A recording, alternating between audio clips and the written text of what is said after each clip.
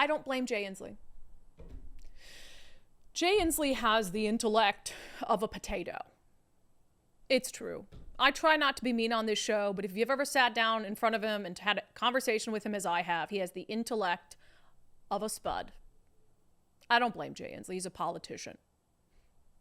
I don't even blame Bob Ferguson. He's a politician. Politicians are going to do what politicians do. They're going to serve their special interests. They're going to serve their future political campaigns and their political ambitions. I don't blame them. I think they're stupid. Bob Ferguson's smart, but the things he does are stupid for a smart person. I think they're corrupt. I think that they care about themselves and not the people that they're supposed to serve, but I don't blame them because this is what politicians do and it's what we expect of politicians, and it's why our founding fathers understood the importance of a free press. Our founding fathers knew that politicians were prone to corruption, that politicians were prone to making bad decisions, that in a free country you would have to have someone, something, some entity standing in the breach to protect people from the politicians they put in office. And that's supposed to be the free press. And that's who I blame for all of this, because we have no free press. We have a press that is A, incompetent in a lot of instances, an example of which I'll give you momentarily, or B, captured by the Democratic Party. Case in point, the Seattle Times editorial board yesterday put out a scathing op-ed against Jay Inslee about this whole budget crisis. The headline, "Ferguson and new legislature must contain a runaway budget." They wrote, "This bleak budget is not the result of a recession or any external economic factors. It's a self-inflicted wound by Governor Jay Inslee and ruling Democrats in Olympia who managed to outspend even dramatic rises in tax revenue over the past decade." They went on to say, "The 2025 legislative session must be a return to budget sustainability, emphasizing a reining in of spending before any increases to taxes are considered." Let that sink in. The Seattle Times editorial board. The editorial board that endorsed incumbent Democrats, that endorsed candidates who went to Olympia and voted to pass all these tax increases, who went to Olympia and were part of, again, in their words, the self-inflicted wound, the ruling Democrats in Olympia who managed to outspend even dramatic rises in tax revenues over the past decade. You supported them and provided cover for them every step of the way. And then you turned around and you endorsed their campaigns on the pages of your editorial section. And now you want to complain. You want to complain about the budget situation that we're in, that you allowed to happen. The only way we're in a crisis like this is when the media doesn't do its job. Do you think in 2019, when Republicans were sounding alarm bells about our out-of-control spending and their thirst for more cash, if the Seattle Times editorial board and the media had taken it seriously and looked at the numbers for themselves and said, you know what, they're right, we're on a really bad trajectory here, and sounded alarm bells as they should have every step of the way, that we would be in this budget crisis? And for the Seattle Times to say, to have the audacity to say, the legislative session must be a return to budget sustainability, emphasizing a reining in of spending before any increases to taxes are considered. You just supported, on the pages of your editorial section, voters keeping some of the most massive tax increases and spending increases that our state has seen in decades. You opposed the repeal of the Climate Commitment Act, even though you know it's a farce, even though you know it's costing the lower class and the middle class more money, even though you know because they sat in front of you and admitted in your Seattle Times endorsement little meeting that they had no barometer for success for the Climate Commitment Act. You opposed the repeal of the capital gains tax. All this new money they brought in, all the wealth it's scaring out of our state. Jeff Bezos, the guy they passed the tax for in the first place, packed up and moved to Florida because of it. So you have supported and provided cover for any new tax that they want. Fine, you want a new tax? Great. Oh, this is such an important woke thing to do for our environment or whatever it is. And you supported it, signed, sealed, delivered. And then you turned around and you've endorsed all of the Democratic candidates who voted yes on these new taxes, who voted yes on new spending, who have been responsible for bloating our budget massively over the last 15 years, not the least of which is Bob Ferguson. You endorsed Bob Ferguson for Attorney General as he ran for Attorney General. You gave him your wholehearted endorsement for governor. He voted to raise taxes $1 billion when he was on the King County Council. He doubled the size of the Attorney General's office in the 12 years that he was there. And then you turned around and you endorsed him for governor despite all the lies he was telling on the campaign trail about being a change agent and caring about public safety. And he's still telling your paper lies last week, telling them that he cares about fiscal responsibility. All of a sudden he's going to be the governor of fiscal restraint and responsibility. And now you're whining? The editorial board is whining about the state of our budget and about runaway spending.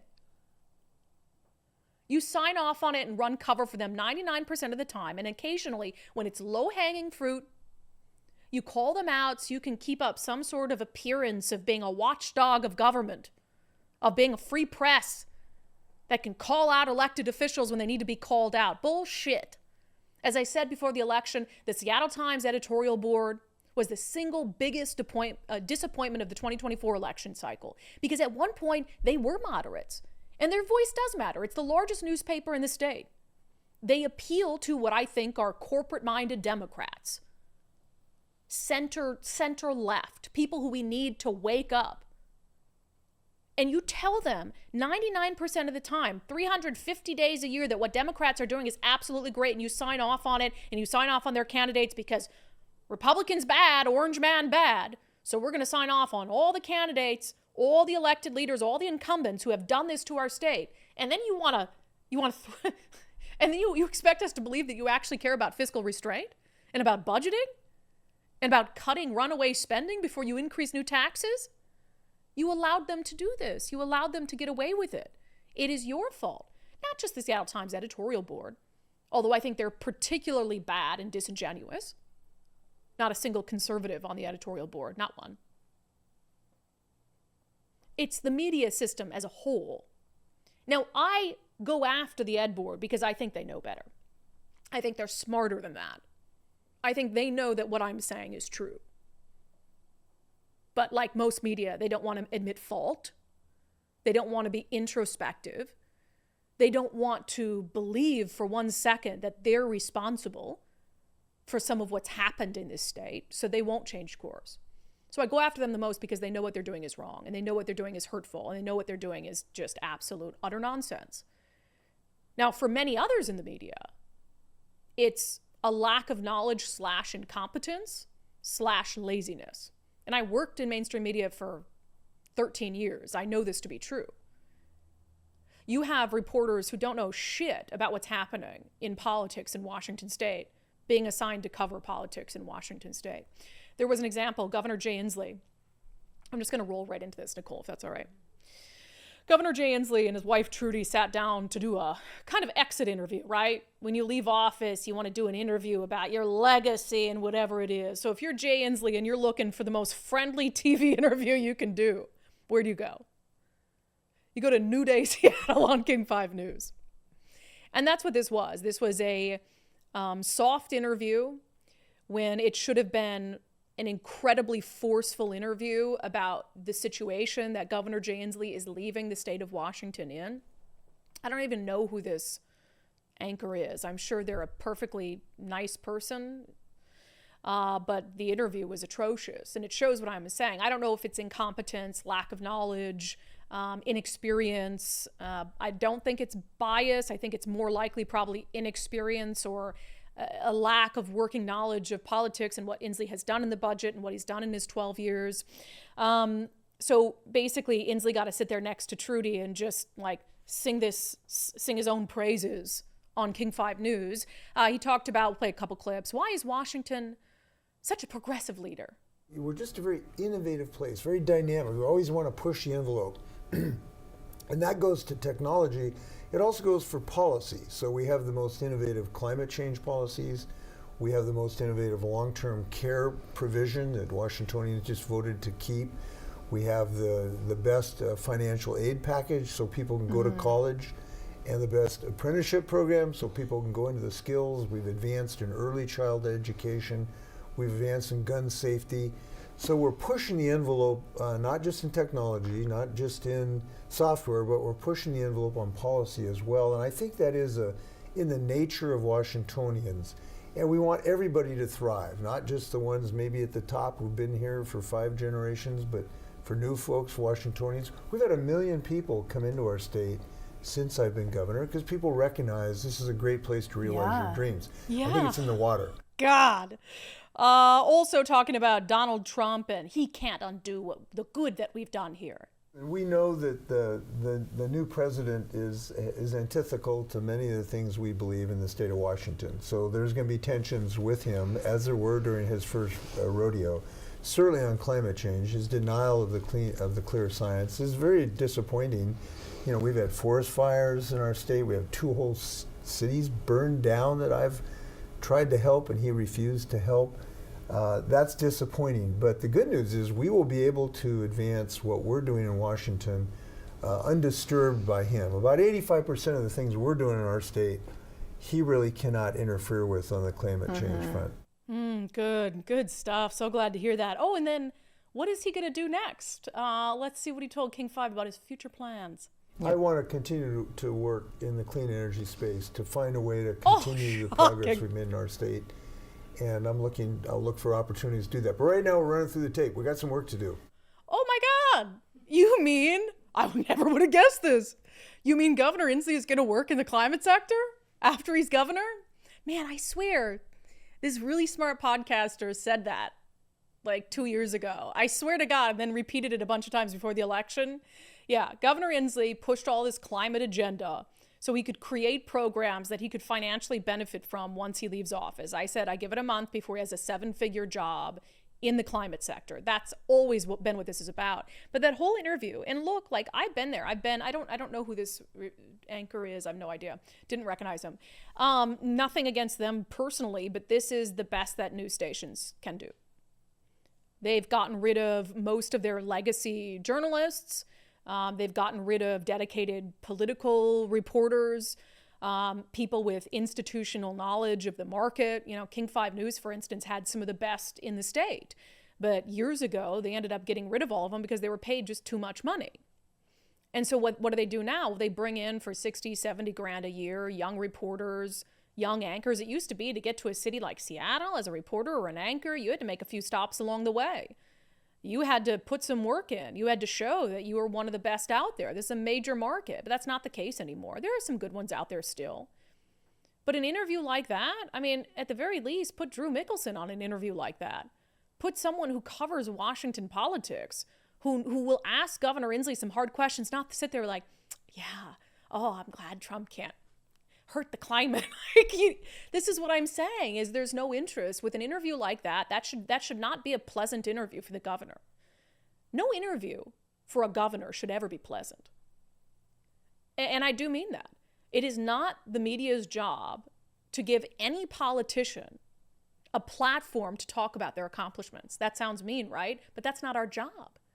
It's not our job to extend our platforms to them, to let them sing their own praises, even if they are leaving office after 12 years. There are a million things to criticize Governor Inslee about in this moment. There are a million things to criticize him about what he's done over the last 12 years. But none of that happened. And he knew that. That's why he chose a platform like New Day Seattle to go on so he could have some wonderful swan song interview. If the governor really wants to, and not just us, I mean, I think there are a couple, sit down with Chris Daniels at Como. Sit down with Drew Mickelson at King 5. Come on, you want to do an exit interview, Governor Inslee? Come on down to the Undivided podcast. And we'll give some of the other members of the media in our state a reminder of what it looks like to actually be a journalist and to care about the check that you have on people in power. Now, look, we do opinion. I get it. We can be much harder. I don't expect the news outlets in Seattle, the bona fide news outlets, to do what we do. I don't want them to do what we do. Their job is to report the news, but it is also to be critical and ask hard questions. Our job is to give our opinion. I don't expect them to do that. I didn't expect this New Day interview to be about that. But that doesn't mean, there's almost this belief that you have to like very passively approach your job as a journalist these days. No, you can be aggressive. You can push back. You can ask hard questions. And without that, and it's only getting worse and worse by the day, and even when you have the Seattle Times editorial board, which can give their opinion, which is also lockstep with the party in power, which isn't asking the party in power hard questions or pushing back on their policies, we're all just screwed. I go back to, I don't blame the politicians, I blame the press. Genuinely, from the bottom of my heart, that is the problem here. Also, I just want to know, as Governor Inslee is on King 5 News bragging about all the great things we've done with the climate, and I'm going to leave here and go into the climate sector, just thought it was a good time to share this story from the center square. Washington could rely on other states for almost half its energy by 2050 because of these insane energy policies. State Department of Commerce Senior Energy Policy Specialist Austin Scharf warned the Senate Environment, Energy, and Technology Committee at its December 13th meeting that by 2050, Washington could rely on out-of-state electrical sources for 43% of its energy. An inability to access cheap and abundant wind and solar resources across the West will increase the cost of the clean energy transition and the ability of Washington to produce hydrogen and synthetic fuels. The state will have to double the amount of electricity it generates by 2050, which it won't be able to do. Thus, you have to go to other states that don't have such shit energy policy to be able to get energy to keep the lights on here. A 2023 study found that clean energy projects have faced opposition in 45 states, noting that such pushback is widespread and growing. Meanwhile, the leaders of a separate clean energy project in Washington have warned that the state will face greater risks of rolling blackouts due to an inability to meet grid demand, which we've said over and over and over again. Meanwhile, what is the state of Washington doing? What is the city of Seattle doing? What is King County doing? What are environmental groups doing? They're suing to essentially be able to ban natural gas in your home and business. While all the evidence shows that if we have to move toward this electrifying our homes, we're going to have to get half of our electricity from a different state that does have the ability to export it to us. And so all of this is, I mean, we know, we've talked about the studies on the show, these goals that they set for the environment, they're not realistic. They're never going to be able to come to fruition. We'd have to have 1/3 of the landmass in Washington state be wind turbines and solar panels. And then you'd also have to have offshore wind turbines. We're never going to be able to do any of that. And solar panels are a stupid thing to do in one of the cloudiest states in the nation. So Jay Inslee could act like a climate governor, could run for president and get 1% or less as the climate presidential candidate, and could then leave office to the climate sector where he just acknowledged he's going to try to go and bring in a 7-figure salary. And by 2050, he'll be dead. Sorry, is that crass? By 2050, he's how old? Nicole, can you look up how old Governor Jay Inslee is? 75? 73. 73. By 2050, he's either going to be 100 years old or he's going to be dead. He's probably not going to be with us anymore, and that will be sad. Don't want anybody to die. I'm not wishing anybody death. But it's easy to set these climate goals and call yourself the climate governor for setting a goal, a lofty goal, that you will never have to be around to answer to the fact that it's not possible. I mean, I know you guys get what I'm saying. It's hard because it's really challenging for me to watch what's happening, like clear-eyed, and try to understand why so many people keep voting for this. I mean, we're going to be in such a bad situation in a few years. Our economy is going to be devastated if they push through a wealth tax, if they keep increasing taxes on businesses. I don't think that they're ready for Amazon to pick up and leave, which I think is a distinct possibility. And then what will they do? If they can't, there's no other way for them to tax wealth or tax the rich, because every time they do, more rich people just leave, more entrepreneurs choose a different state. So who's left to tax? Who's left holding the bag? You are. I am. The middle class is. The poor are. And the taxes on them will be higher than ever.